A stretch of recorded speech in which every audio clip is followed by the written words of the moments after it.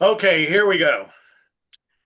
Thank you, everybody. Thanks for joining us tonight. We got a nice little group, and I have been looking forward to this interview. I'm a fan of Turtle Rock.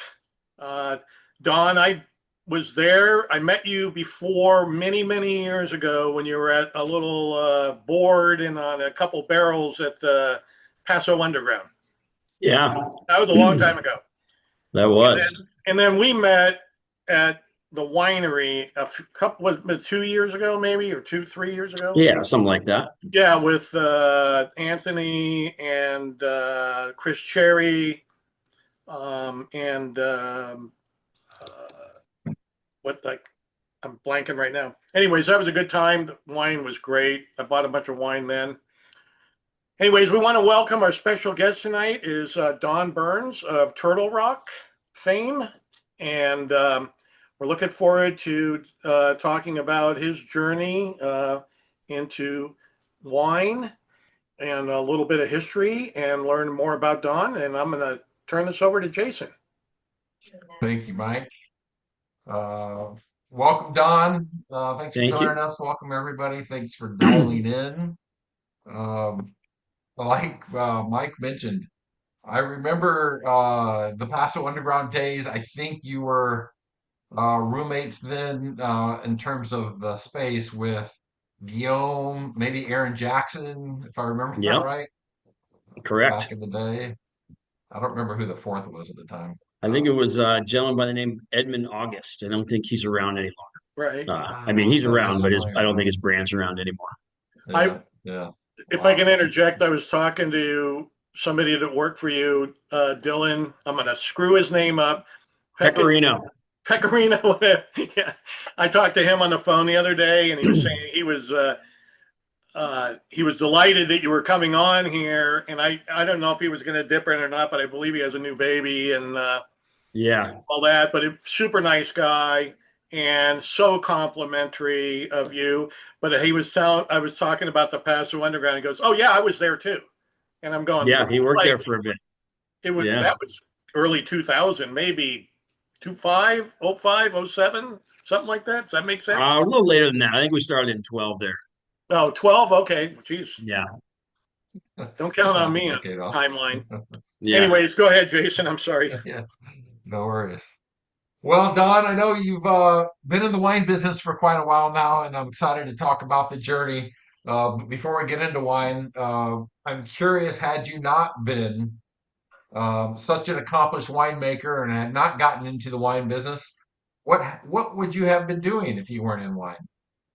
I would probably still be in hospitality. Uh, put myself through Cal Poly in the restaurant business, and then continued on in the restaurant business after Cal Poly, and worked at Roost Chris Steakhouse for a while, and was pretty happy there. They put me through a SOM program and did some wine buying for them on the East Coast, and got to travel a lot with them.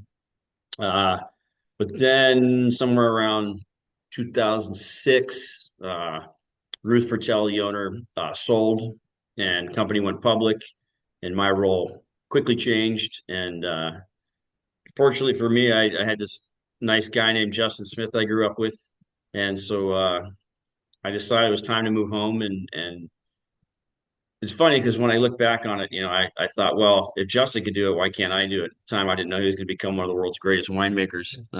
Maybe wouldn't go that route now, but I called him up and asked him if I could, if he'd teach me how to make wine, and moved home and started working for a restaurant and worked there for free for about a year and a half.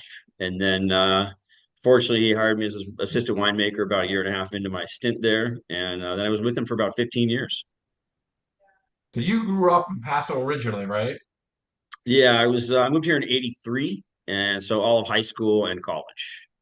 Where'd you move from? I was born in Encino, so San Fernando Valley. I Oh, was okay. like, 13 years old when I got up here. So most of my memorable life and, it was up here. Yeah, got it. And so when you started with Ruth's Chris, where was that was out in the East Coast or where were you Yeah, at that when was that happened? actually in Palm Beach Gardens, Florida. I Oh, had didn't really know what I wanted to do with my life after school, and had an opportunity to sail a boat. So thought it would be a bright idea to jump on a boat in Newport Beach, California, and sail through the canal and up to Florida, which was quite an experience. But by the time I got to Florida, I was broke. Spent everything I'd Where saved. were you spending your money on that journey? I mean, I saved, I didn't have much money saved up, but I was gone for about a year and a half. So I hit every port in Mexico, Nicaragua, El Salvador, Costa Rica. Lived in Costa Rica for about 6 months. So I was just, sailing and surfing and fishing and having a great time. And That sounds in like a great between, time. almost dying on the ocean. And then, Did you do yeah, this by yourself, or did you have buddies I with you? started with four buddies and then finished by myself. They all got fed up and flew home eventually, got back on with their lives. Was it your boat then? It was my stepdad's, yeah. Oh, wow. And Well, he what was dumb enough to let me become the captain and take it over there. So what a journey. So then you land in Florida and get into hospitality. yeah, so I was there and needed money. I'd been gone for a while, and right across from the arena there was a beautiful Roost Chris. So I walked in and gave an application and was working within about 10 days, and then was with them for almost 10 years. And so uh, when the changes happened at Ruth Chris and wasn't the experience you were looking for anymore, was the thought just go back home and see what you can find, or was there a specific desire to get into wine? Yeah, it was specific. I had been coming home during harvest. It's kind of a slow time of the year out there. And so I'd come home and visit Justin, help him for like a day during harvest, and saw what he was doing. My uncle Tom Lesberg had made wine here starting in the late 80s. He worked originally for Justin Winery, then a place called Creston Manor, which was actually Alex Trebek's winery, which is no longer here. And then Oh, I he was didn't at know Peachy that. Canyon for a while. So I'd been around it and had an idea I wanted to do it, and was fortunately I was extremely naive. And I also was gotten married, and my wife was pregnant, and I knew I wanted to raise our daughter in Paso Robles. Uh, so I said, "Hey, babe, why don't we? You want to go to Paso Robles to start a winery?" And she goes, "That sounds great." And then when we got here, she goes, "Oh, you mean from scratch? Like you don't already have one?" I'm like, "Yeah, from scratch." And then she was not as excited, but Wasn't a she's happy now. turnkey program available at the time, huh? Yeah. So you get back to Paso, you hit up your childhood friend, and what's next? He brings you in, and what are you doing? I started at the time. He had a really small team. It was just another buddy of ours, Mark Adams himself, or him and myself. Um, so he really needed the help. But I just was really there to learn. I basically just started showing up and bring coffee every morning, to keep everybody happy. And he couldn't get rid of me. And finally, about a year and a half in, maybe almost 2 years in, so I had a couple harvests under my belt. He said, "Well, if I can't get you to leave, I'm gonna have to pay you," which was a huge relief because I was able to quit my restaurant job. I was working. I'd get up at 5 in the morning, during harvest, go to his winery, work till about 4:30, run to McPhee's Grill in Templeton, change clothes in the parking lot, work till about 10 o'clock at night, and do it all over again. Doing that 5 days a week with a 6-month-old baby was a little much, Mercy, but mercy. uh, definitely fell in love with it from the very beginning, and knew it was something I wanted to do. Uh, Being successful enough at it to do it forever was another problem, or an unknown, I guess. But I'm pretty stubborn, so stuck it out and kept going. And he was just a great mentor. Taught me so much and gave me access to great vineyards and good fruit, and taught me how to make wine what we consider the right way, or the best way. And yeah, it's really fortunate to. And my uncle still had some connections, so without those guys I wouldn't have been able to do it because we had no capital, we had no real way to start it. And it just kind of started with 2 barrels that made 4 barrels, that 8 barrels, that 16 barrels, and not even know how many barrels are in the winery. I think we have 1,100 in there now. So when you get into the SOM program, Uh, was there already a recognition that you had a passion for the wine?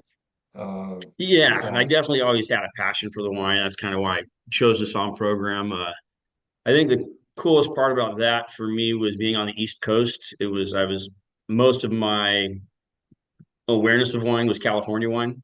And the well? East Then you Coast was, got whole so world it, experience out on the East Coast, I'm guessing. exactly. So I really got to kind of expand my palate and understand things a little more and understand things like whole cluster and, different vessels. And really kind of took a deep dive into it and just fell in love with it and really wanted to get my hand and actually produce something rather than just buy it and sell it or buy it for someone else. I really wanted to make something. Was there a wine early on in that process for you that kind of opened your eyes or made you think differently about wine? A special Uh, nine, bottle? 1995 Chateau Reyes, Ah, very still the nice. best wine I've had to this day. Oh yeah, wow. Wow. Yeah, it Hmm. just completely changed my perception of Grenache, especially.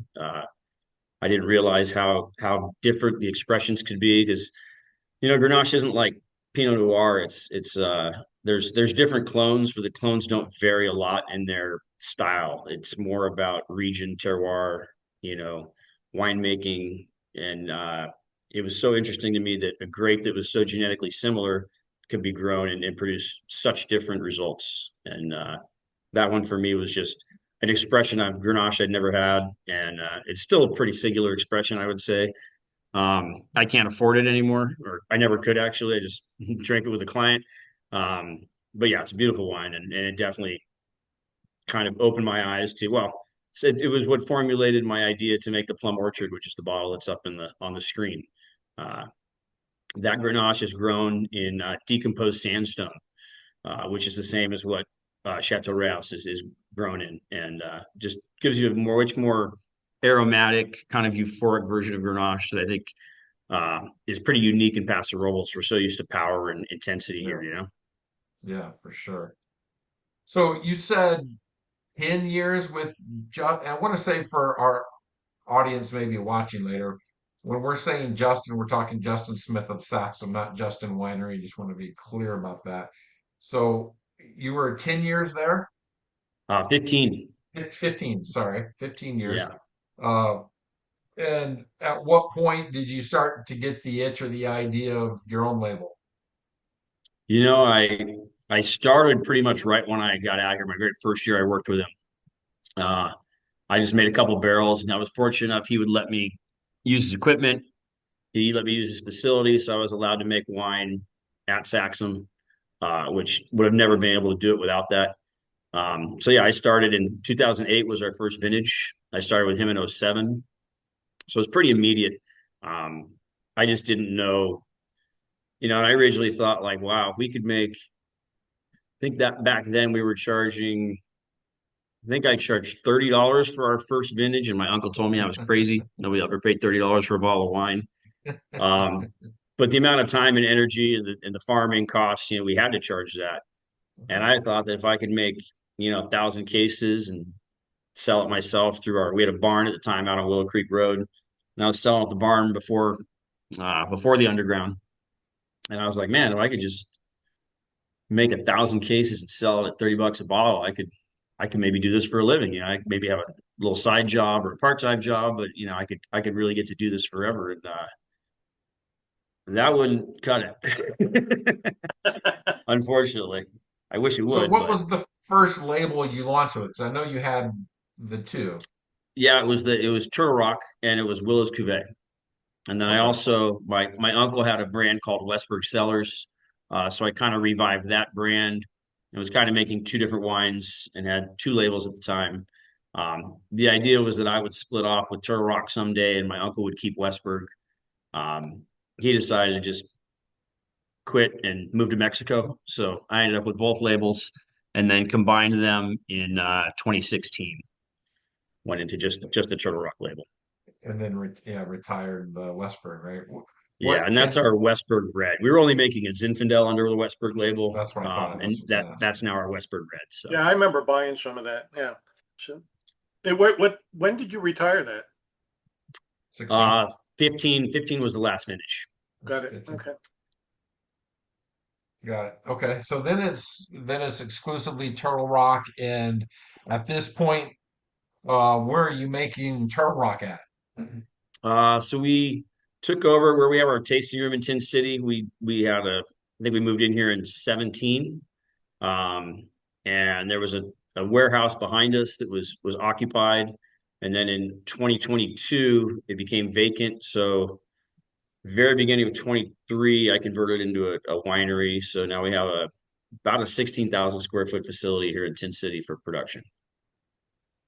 And what's the story behind the name Turtle Rock? Where does that come from? Yeah, so growing up out on the west side, everybody talks about our calcareous limestone or shale with a high lime content, depending on which geologist you talk to. But these rocks, as they come out of the soil in the vineyards and on the property, they wear down over time and they look like turtle shells kind of sticking out of the ground. And so we always growing up called them turtle rocks. We had a huge one at the top of the driveway where the dogs would be waiting for us when we got home from school and work and all that good stuff. So it just seemed like an appropriate thing. And the original property, the old Westford property, had a couple big ones right by the barn where we tasted. So it really, you could see it when you pulled up, and that was the initial thought behind it. But a lot of people here have referred to those turtle rocks, the big white rocks, for a very long time. Yeah, that's a great name.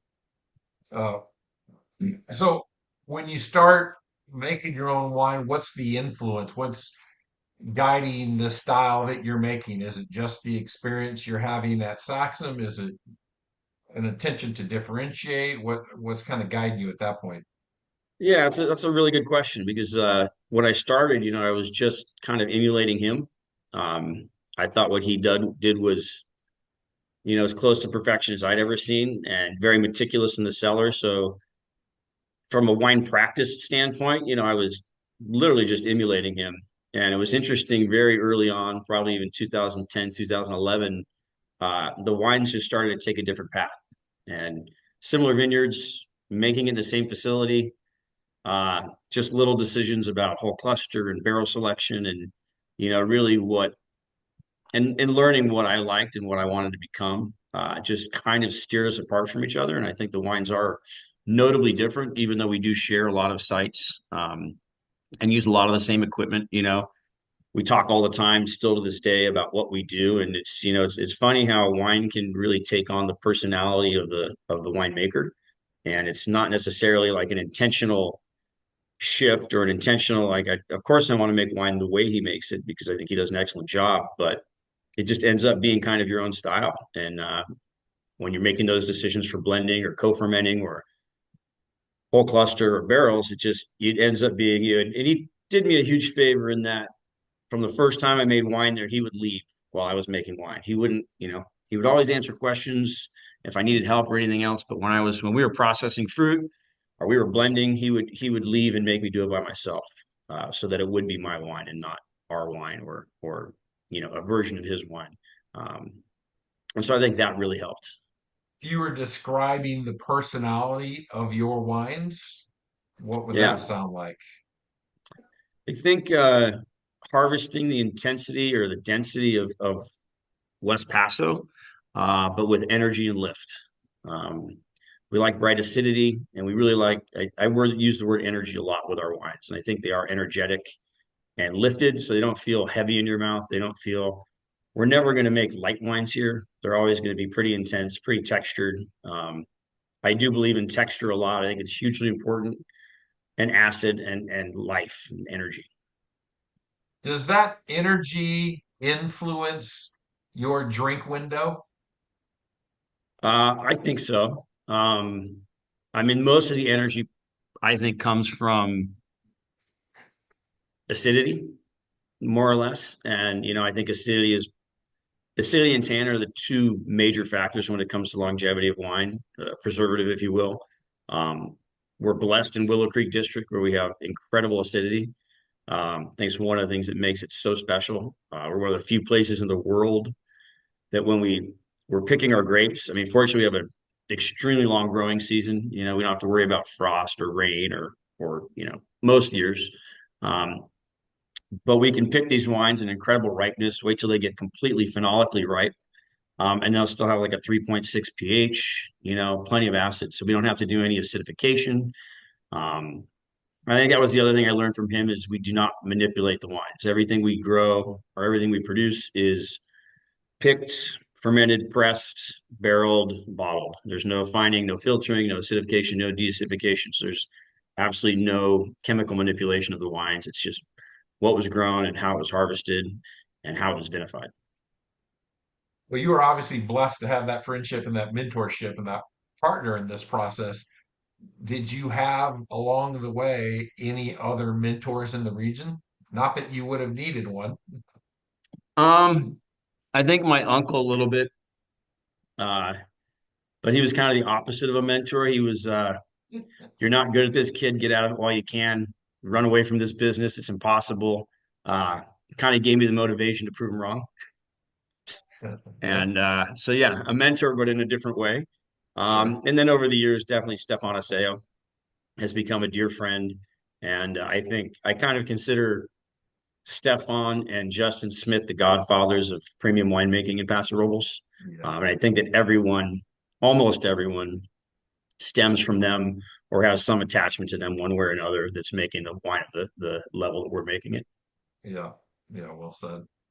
Is there one particular rule or tradition in winemaking that you found yourself breaking or deviating from? I don't know it's necessarily a rule, but kind of making whatever you want, not worrying about what you're blending with what you're co-fermenting with what. We do some pretty crazy wines. I'd say blends, but most of them are co-fermented. So, like our Westberg Red is a pretty good example. It's, Zinfandel, Tempranillo, and Petit Syrah. You're not really going to find that anywhere else in the world. So I don't know if it's breaking a rule per se, but I think it goes against the norm as far Yeah. as the grapes we put together and the reasoning behind it. Um, I kind of treat grapes like a spice rack and kind of pull from whatever varietal that I think is going to add to the wine. And I don't really care whether it's a Bordeaux or a Burgundy or, whether it fits a typical profile. I just kind of do what I think is going to make the best wine. And it's worked for us, but some people think I'm crazy. It's like, you can't do that. I'm like, well, why not? I love It's a that better wine. spice rack analogy. That's pretty good. Yeah, And that ability to be creative in Paso, where you can grow so many different grapes and high quality. That's speaking of Stefan, that's what drew him over here, right? exactly. Yeah. Yeah. The Um, adventure. yeah, right. I mean, it allows you to really be an artist too, and kind of create your own special thing. Yeah, I do think there's kind of two styles of winemaking, and neither one is better or right or wrong. It's kind of artistic side, and then there's a chemistry side. I'm definitely more on the. I wasn't great at organic chemistry at Cal Poly. I do understand all the chemistry. We use it, but all our decisions are based on touch, feel, taste. We still taste the grapes in the vineyard to decide picking. We don't we do run labs, but I don't use those to make my decisions on picking days or it's all sensory driven. And I have friends who are all about the numbers. They make fantastic wines as well. But I think it's two different kind of philosophies on how to make wine. I hear that more and more, Don, and I wonder, was that a process that has transitioned for you? Did you used to do it just based off the numbers and then develop a feel for it, or have you always done it just off the taste? I've always done it off of taste. That was Yeah, following Justin Smith through the vineyards and tasting the grapes and spitting out the seeds and looking at the color and, deciding when it was ripe from a flavor standpoint. That was just how I learned. And I just thought that's how everyone did it. Um, and then I met winemakers who didn't even taste the grapes yet.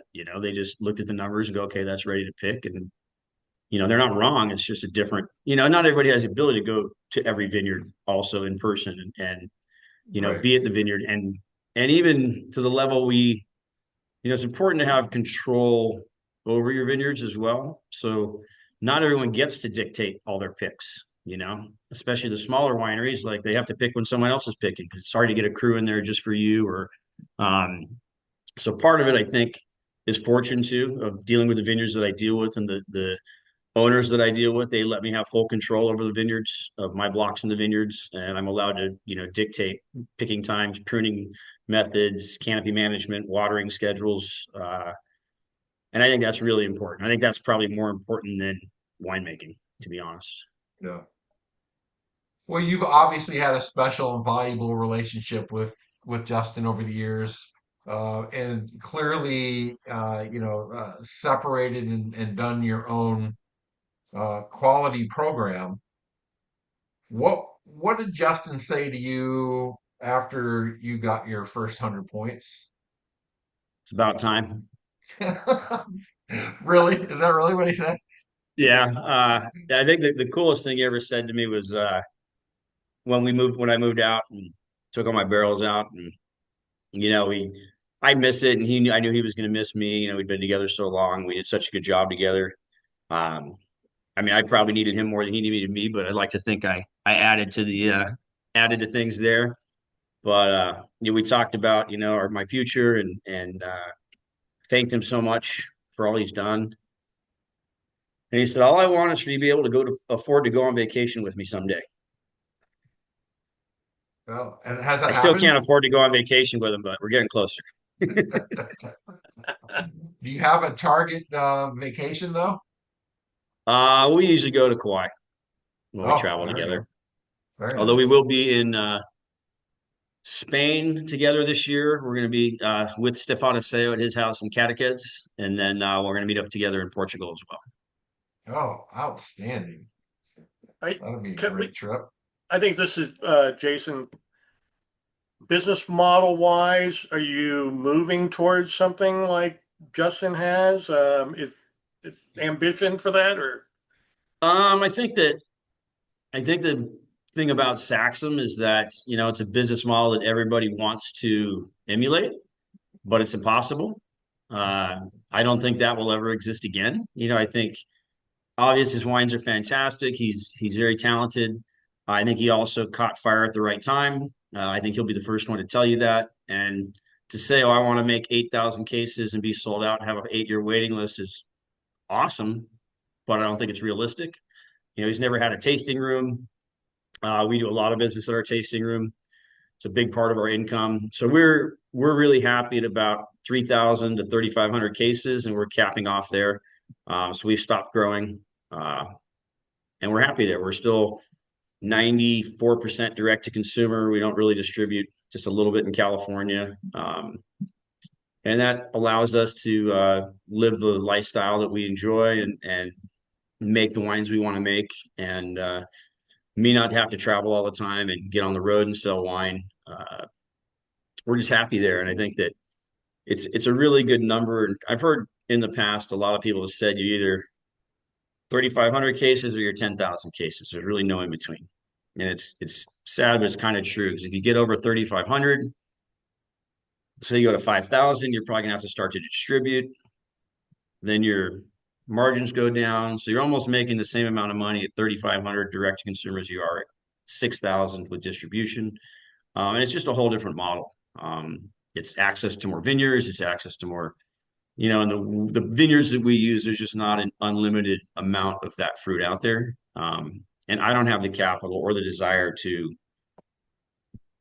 plant my own vineyard at this point and farm it. And I'm so busy with what I do, and there's so much great fruit and great farmers, so many great farmers out there.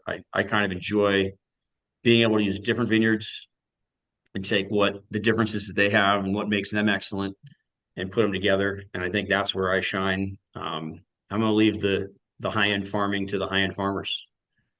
Mhm. That Scott sounds Hawley smart to me. almost Scott Hawley pretty much mirrored your reply on the business side too. Is same thing. Yeah, 3,500. he's awesome. I love Scott. Yeah. And Extremely if you don't talented. have to farm, man, that's a lot of time.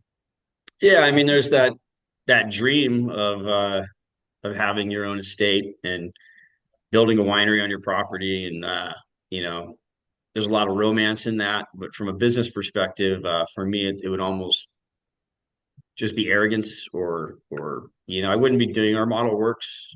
Right. We're making Right. great wine, and I just making that jump at. I mean, I'm only 54, but nowadays to build a winery of this scale, buy the property, develop it, you're looking at 12 million. Yeah. And I know how long it takes to make that back in the wine business, like longer than I'll be alive. So what's the hardest part or most challenging part of making wine? Mother Nature, Yeah. just it's kind of the hardest part, and the funnest part's the unpredictability. Every year is different. We keep, avid notes from year to year on rainfall and, degree days and all that stuff. And going back all the way to '07, we see similar years, things that have similar areas in common, but we don't ever see the same thing twice. But that's also what makes it so much fun to do it. It keeps you interested and engaged, but it does create challenges. And I would say in Paso, the heat. 2022 is an extremely difficult vintage. I think we had 14 days of 110 degrees. No plant likes that, especially something that produces fruit. Um, I think that's and lack of water, of course. But most of our vineyards don't use a lot of water anyway, so we're pretty fortunate there. But yeah, heat can be difficult to deal with. And even though you don't have your own estate, you're still out there tasting your blocks and pulling the trigger on harvest time, right? Yeah, yeah, we're out there in spring, making sure they prune the way we want. We'll be out there all summer long, making sure that they're leaf pulling the way we want, guiding the canopy the direction we want, letting them know when to water, when not to water. We do have full control over all those things. Yeah. And Oh, early bud break this year, right? yeah. Yeah, I've heard that in Edna Valley, there's already fruit set, Wow. which is Wow. about a What's month ahead of schedule. what does that typically mean for a vintage? I think it's a little early to know if it's going to actually come in a month ahead. But really, as long as the weather permits it, I haven't seen a huge difference in quality between like something harvested late August or something harvested early November. I think that there's other factors that make it a good vintage or a bad vintage, but I don't think that the timing of when it starts or when it finishes really is a huge factor on it. It's more logistics, like I wish I hadn't scheduled a bottling the last week of August right now because that's going to get a little interesting. Yeah. Um, but yeah, as far as fruit quality, I think it can be early or it can be late. It could still be excellent. But can I ask a question? There's a question up here from Rob and Jenny. Sure. Um, if you were going to buy a small vineyard and it can't be Willow Creek, York Mountain, Temple Gap, or Adelaida, what would be a AVA that you'd be looking at? You just took all my favorites. That's not fair. Um, That's an answer. yeah. Uh, so I think I've seen some stuff from Slow Coast, which is kind of a weird AVA because it's so big. But I've seen some stuffs there that interests me. Um, and I would want to stay local. I did get some fruit from the Rocks District in Walla Walla this year. Oh, Uh, Friends with a gentleman who owns a vineyard up there, and I find that intriguing. I don't think I'd ever want to work that vineyard, but I kind of think it's a very unique wine, and I think it's interesting. Grenache Um, or Syrah? Mostly Syrah, Uh, yeah. And oh, but that place is, I mean, it's all rock. To plant it, to first time I went up there and took a tour, I was with the owner, and he's like, we broke so many shanks trying to dig for these. We frost and we have to bury the plants, and we had to do this. And I was like, did you ever think about not planting? Because it seems like Mother Nature was telling you it's a bad idea. Uh, but I think that the results sometimes from that kind of work it is super unique. I don't yeah. think it's as special as like Willow Creek, but I think it is special. And I think Edna Valley is pretty cool too. Honestly, I think there's some cool stuff down there. Even Santa Maria area, there's some cool stuff down there. Um, and honestly, that's mostly the that's most of the base of my knowledge. So it'd be a little arrogant for me to say that I know other regions that well enough to know whether or not I would want to plan them or want to work with them. I think it's partly just because I'm so used to Willow Creek in this area and know it so well. And I make one wine from Templeton Gap, that's the Plum Orchard, and then everything else is Willow Creek. and I'll spend my life trying to master that. The thought of trying to deal with three appellations, and I don't know, it seems like so much to try and master. Sure. Well, that's a good point. All So roads lead back to Willow Creek sooner or later. yeah, For me, right. they do, yeah. For me and my palate, the roads converge there somehow. And Yeah. so, Dom, for you, what's the most rewarding part of making wine? I think it's definitely uh, seeing the look on people's faces when they try it. You know, the people, making people happy. Uh, a lot of that comes from my background in the service industry, you know, pleasing people and making people enjoy their dinner or enjoy their experience, their anniversary or their birthday was always hugely important to Ruth Chris and to me. Um, yeah. And then knowing you actually produced something and that people understand what you were trying to achieve and then agreeing with you that you achieved it, you know, it makes kind of like, oh, I'm not crazy, you know, Right, right. it is worth it. It is worth it. So, two-part question for you. First is, what is your beverage of choice during harvest? That would be tequila, Oh, what tequila? Dragones. We call Oh, it harvest okay. water. Got Harvest water. it. That's strong water. But I love tequila. And then, and that really sets up this next question even better. So what's the most chaotic or hilarious moment you've had during harvest? Tequila fueled, maybe. Maybe tequila fuel. And I was probably I don't know if it's hilarious, but 2023 was such a crazy vintage and very amazing vintage, but very prolific. Yeah, it was our first year in the new winery. And we have about probably 65 tons of fermented space here, which is way more than I ever thought I would need. And there we were like the last 2 days of harvest, and we were literally throwing grapes in any tank we could find space in because we had no more space for anything. So we ended up with some really interesting ferments that ended up being really good, but it was not because I'm brilliant. It was because we had no more space anywhere else. And we were literally jumping up and down on top of the tanks to squish the grapes down a little bit further just to get one more box in there or another half a box. And then there's always something entertaining with interns every year. You always get at least one intern that's not all there. And they do some crazy things for sure. And Well, we'll leave it to I our mean, I can't even off the top of my head, I imagination. can't think of any, but Fair enough. Fair sleeping enough. on tanks. Uh, we had a girl one year uh, showed up wearing heels. What? Yeah, I was like, it's not like we didn't have the conversation when harvest started about proper attire, you know. And apparently she'd drinking too much the night before and lost her boots, so all she had was pumps. And I think, well, you're gonna have to go home today 'cause that's a hazard. It might have been fun to see how many steps out OSHA, into the vineyard she OSHA took might before. stop by and, Yeah, we refer to OSHA. We probably do things a little bit that OSHA would not really approve of. So we refer to them as oh shit sometimes. Right, right. Well, so going way back to your hospitality experience and then with all the time you've had as a winemaker, what would you say is the most underrated food and wine pairing? Interesting. Um, not a specific one, but I'm a firm believer in red wine with fish. I Oh, think that can be done with the proper red, you know. Things is Pringles with creme fraiche and a little bit of caviar and a good bottle of champagne. very nice. yeah. I mean, the caviar is pretty common, but the Pringles is a little bit different.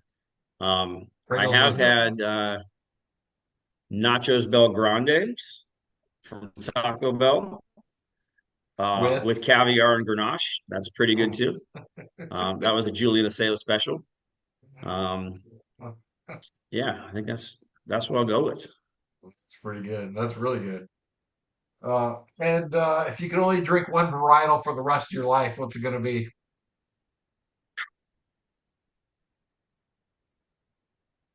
Grenache or Syrah? I don't know. I don't know. The raw. The Rhône, for sure, the Rhône. But Yeah. yeah, and I don't really. Yeah, it'd have to be a Rhône wine because I don't really make any, and I don't really drink a lot of like singular varietal wines. You know, most of them are co-ferments or blends. Chateauneuf probably. Yeah. So So what's a bottle you've made that means the most to you personally? Probably the Plum Orchard. The 2015 Plum Orchard was the first year that we made that wine. Uh, it was kind of a, I Justin knew how much I loved Chateau Reyes. We found this vineyard that really nobody wanted, nobody cared about in Plum Orchard, and it was all decomposed sandstone. And so I wanted to try and make my version of Reyes, or something that reminded me of that. And we made the wine. When it was finished, it was so pale in color. It was back then there was nobody making light, pretty wines in Paso for the most part. Everything was about horsepower and big wines. Um, when I tasted it, I loved it, and I was terrified to put it on the market because it was just so different than anything that was out there. And I was afraid it would just flop. We had some people barrel tasting, some clients, and they came in and they tasted it and they were like, "Oh, you have to bottle this. This is amazing." So Oh, that's you great had a story. hundred we point. You bottled had a it, hundred. and then about a year later, I'll take that. Uh, Mike, were you saying something?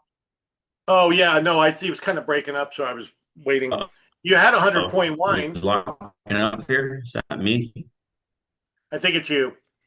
You had a 100 point Uh-oh. Syrah, Yeah. right, Don? Yeah. Two of them. Two. Two of them. Okay. Two. Yeah. See the 2019 G2 Syrah and the 2022 G2 Syrah. And actually, kind of as a secondary wine, I would say the 22 G2 Syrah that got 100 points is probably my second one I'm most proud of. And that's just because of what I was telling you about how difficult That the 22 vintage. vintage was. And that was the only 100-point wine out of Paso Robles in 2022, which I mean, feels pretty good. definitely a winemaker's vintage, and you really earn your stripes pulling off a 100 pointer Yeah. in a 2022. Yeah. That's spectacular. I believe I have two of those in my inventory, but I'm skeptical whether I kept my inventory correct. But it's if Well, it don't is, drink them yet. it's buried in my commercial storage. But I'll find out shortly. Uh, so just doing a time check here, and I know we've got a hard stop for other activities. And we want to give you time to, if you could now, just talk a little bit about your current assortment, lineup, and your club. And then after that, if you're okay with it, we'll open it up for questions. Absolutely. Absolutely. So we make 7 reds. We make a white and a rosé. The rosé is always 100% Grenache. We only make about 100 cases of it. Um, the rosé and the white are not part of our club. We do an all red club, and we make the white available. Obviously, the white and the rosé are available to members, but we don't put that in the shipment. Um, we only have one club. It's 6 bottles twice a year, and then we allow you to add to that. Um, we're pretty good about it is a set shipment, but if there's really a wine that you don't want and one you really do, we do our best to try and appease everyone and get you what you want. We do 2 Grenaches. We do the Plum Orchard, which is the sandy soil, kind of the more euphoric style of Grenache grown in the Templeton Gap. And then we do the Willow's Cuvée, which is more traditional Willow Creek, grown in that limestone. It's a little bit heavier, a little bolder, and that's co-fermented with Syrah, Mataro, and either Graziano or Tempranillo, depending on the vintage. Um, Likewise, we do 2 Syrahs, kind of two different expression of Syrah. We have a Claude's Cuvée, and we have the G2 Syrah. The Claude's Cuvée is more of our north-facing slopes, or deeper soils. We make it a little bit more of an old world style. So we're looking for spice and complexity. I think it's a little bit more of an international wine. It's a lot of fun for me. I actually think it rivals the G2, but I think G2 gets all the accolades. Um, and then G2 is kind of the antithesis of that. It is a south-facing slope, almost no soil, grown directly in limestone. That block produces maybe a ton an acre. So super intense, unapologetically Paso, um, but still has a lot of life, and that's the one that gets the most accolades. Then we have the Westberg Red, which is our Zin Tempranillo Petit Syrah, and that all comes from Four Hearts Vineyard, which is a dry farm vineyard out on Willow Creek Road. Actually shares a fence line with Uberoth Vineyard, which is one of the more famous Zinfandel vineyards in California. And then we have our Maturin, which is our 100% James Berry Vineyard. We don't make a lot of that because I can't peel any more away from Saxum. And that is usually a Graziano-led wine. It's usually almost equal parts Graziano and Syrah, and then followed by Mataro and Grenache. What's the name Maturin? What's the story behind that name? So it's a character from a book that Justin and I read in high school together. It's a Stephen King book called The Dark Tower, Ah, Got it. got it. and it's Always a giant wondered. turtle. So I figured it was A appropriate. giant turtle. Yeah. If I could put you on the spot, Oh, I'm sorry. go ahead. No, go ahead and finish your. One more. I forgot. We started in 2021. We actually started making a Cabernet blend. So I kind of ended up with some Cabernet because I wanted the rest of the fruit from the vineyard. Um, Loved it so much we started producing it. So yeah, we're making that now, but it's definitely a Paso style Cabernet. It's Cabernet Franc, and then we put in a little bit of Syrah and Petit Syrah to kind of make it our own. No, my Mike, question was, thank you. My question was like, there are, I see a good number of people are coming to the party. Any previews of what you might be sharing at the party? I haven't decided yet, but I'll take Well, suggestions. we'll talk about it right I now. mean, I figure if they're, Anyways, yeah, no. I mean, if we they're can here open up tonight, a they should have poll. a say, you know? Yeah, right. Matter of fact, there's quite a few people in here that are going. So I would probably say that we'll do some sort of Grenache. And how many wines am I supposed to pour? Do we have a limit or a minimum or? I leave it up to you. Yeah, I would say we'll at least do, Bring what you one. want to impress people with. That's all. Yeah, we'll bring a Grenache, a Syrah, and a Cabernet at least, and maybe the white. I'm really proud of the white. Um, it's a Rhône white. We uh, we kind of make it in a Burgundian style, slightly reductive. I actually started making it because my wife and I drink a lot of white Burgundy. We drink a lot of white wine because I taste so much red wine for during the day. And then white Burgundy got outrageously expensive. So I decided to take Rhone grapes and try to make a white wine that we could drink because we couldn't afford Burgundy. Then it was really popular. We sell it out every year. Now we can afford white Burgundy again, but we still drink our white wine. Right. So what I'm drinking right now. I would say this that you want to bring the wine that will either entice people to come to the tasting room for a deeper dive or to join the club. That's the way I Oh, would. but that's all our wines. But Right. yeah, right. No, I get it. Yeah, Well, I All know. right. I I don't. mean, that's a That's a question we get lot. all the time. Right. I get it. But Yeah, a lot of people ask us, what's your favorite wine? And I really don't have one. All the vineyards are treated with the same respect, farmed the same. The vinifying is all identical. We don't like, oh, this is our moneymaker or this is our high score or they get the same wood treatment. We do what's best for each wine to give it its personality. And honestly, it depends on what I'm in the mood for, what I'm having for dinner. But I think the wines are equally excellent across the, and that's kind of one of the things we're most proud of is we don't have a lesser wine or a wine that's just a filler, or we don't just put a wine out there because we need another SKU. We only create a new wine if we think it's merited. We come across something very special, and that's good because it takes me about a year and a half to come up with a new label. So right before we get into questions too, I just want to let you know if you don't know, um, your relationship with Bill Gibbs. He's coming on Mhm. next month. Uh-oh. Oh, yeah. And he's gonna be really interesting because we usually only have winemakers on and sometimes just owner winemaker, but owner in some cases.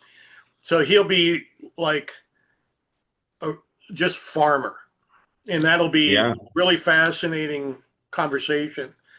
But he actually said to me, he goes, I don't know if anybody will be interested. And I go, I don't know. And you got more 100-point wines coming out of your vineyard than anywhere in Yeah. California that I know of. But Yeah. no, I think people will be interested. But he's a nice guy, really nice. So He you is. guys have a good working relationship, right?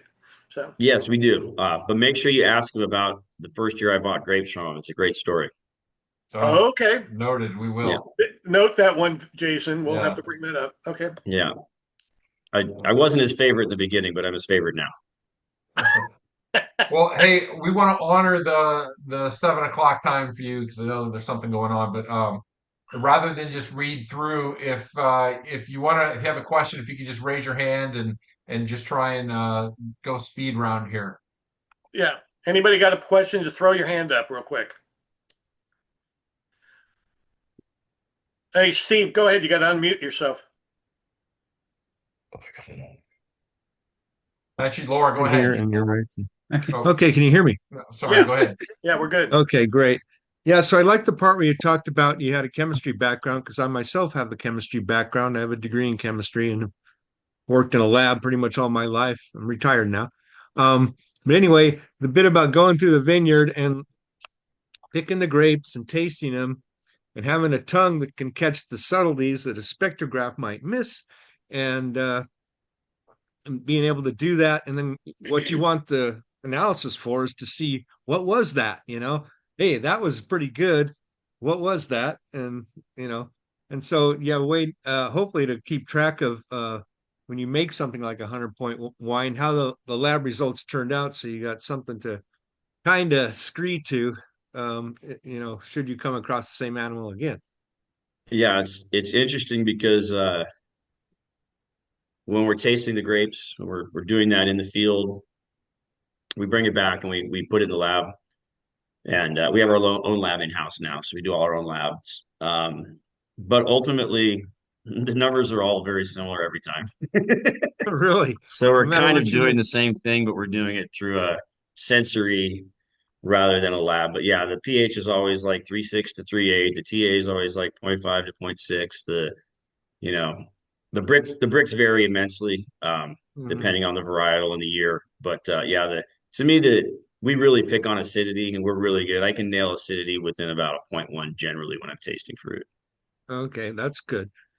You ever try shooting any like on a GC to get a spectrograph of what each of the wines would be? Or Have not, have not. The okay, furthest we've ever gone is just full wine panels on everything multiple times, and then occasionally we get like a scorpion to look at bacteria. But that's about it.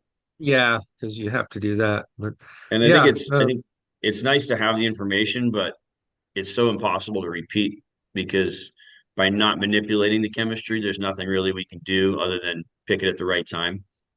So yeah, we, and then see if like this year's matched anything from last year's that was really good or something. But yeah, if we they do don't see some correlate, similarities. yeah, We do see okay, that's similarities, that's but the they're thing. all like if you looked at the numbers like across a 10-year period for us, you're going to find very similar numbers in all the wines. Yeah, yeah, I could see with just those types of analysis. So yeah, but Okay. hey, your taste tells everything.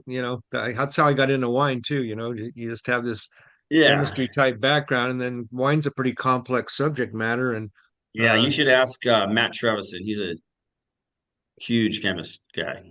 Yeah. So We I had bet him he's got all on. kinds of We stuff. had him on last year. Yeah. yeah, Laura and Patrick, quickly. Okay. So I'm gonna put my pitch in. Please bring the white. I love to try it. I love to have that. It's a great thing. The Auras are looking for. We drink mostly whites. We're happen to be Okay. drinking red now, but please do bring it. That would be awesome. Okay, and then I had a gazillion questions for you, but in the chat, I'm just going to ask you one. So, which I'm gonna two-part. Which vineyards have you bought grapes from the longest amount of time? And which will we see you continue to have in your future vintages? Probably the same answer. James Berry and G2 are my two longest vineyards, and I will definitely have those grapes forever. Yeah, that's pretty easy. Though for sure, those are 2014 for G2 and 2010 for James Berry, and I've had them every year, and we're now the largest buyer at G2, and certainly not going anywhere with that vineyard. And my relationship with Justin ensures I'll be getting James Berry for as long as I'm making wine. So, Awesome. and my two favorite vineyards as well. Larry, quickly. Yes, Don, did I read somewhere you have a role now at Hawks Hill? Yes. So when we built our facility in 23, I don't need 16,000 square feet to make 3,000 cases. So I took on a couple consulting jobs. So I now control the farming and do all the winemaking for Hawks Hill as well as for Allegretta. Oh, very nice. And that started with the 23 vintage. So don't judge me on any wines prior to 23, but everything after 23 is my doing. Okay. Understood. Well, anyways, we want to be respectful, let you go. Just a quick comment is you referred to Stefan and Justin as the godfathers of Paso, but we'll call you the Don of Paso. How's that? Well, I'll take that. I'll take Okay. that. And, That's pretty good. and any other questions, you can hit me up at the event. And by the way, I leveraged the fact that you and Bill were coming on and have Justin coming on December 3rd.